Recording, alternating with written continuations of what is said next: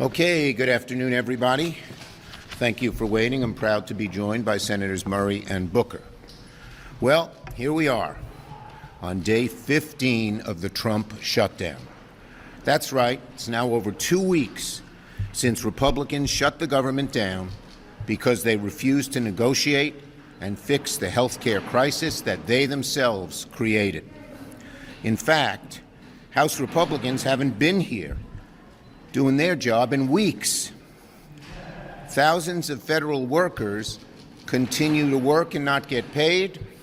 House Republicans continue to get paid and don't work. Meanwhile, open enrollment starts in 2 weeks. Americans will have to choose plans that send this cost skyrocketing. As we speak, right as we speak, families are getting letters for their new health insurance rates. This is in my home state of New York. It happens to coincidentally be in Stefanik's district. Look at the change. This is a bronze plan on Excelis, which is one of our big insurers. $282 a month. That's a lot for a family, a working family.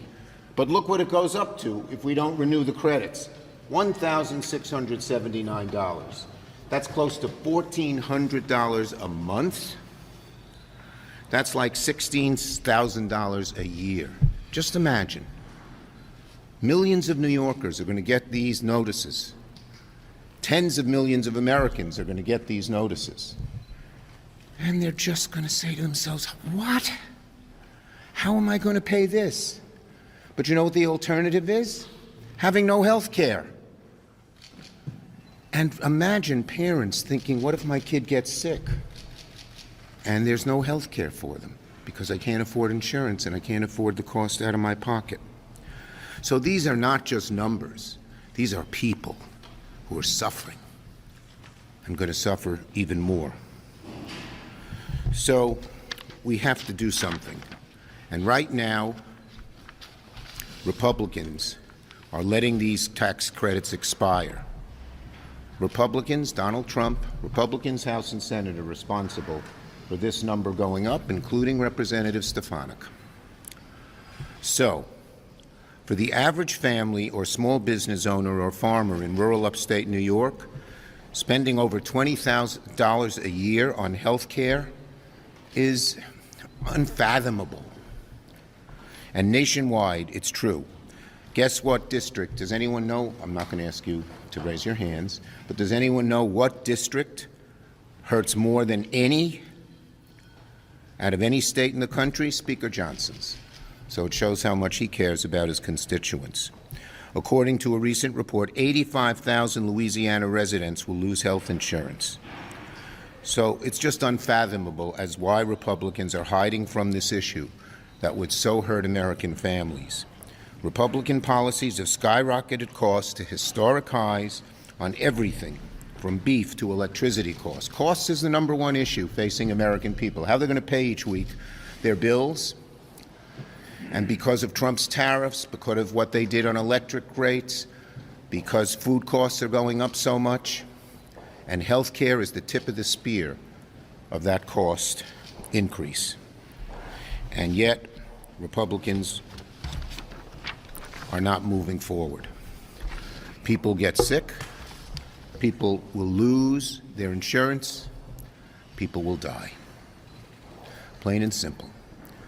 Republicans know this, and yet neither Trump nor congressional Republicans are even trying to solve the health care crisis. And that is just a horror for the American people.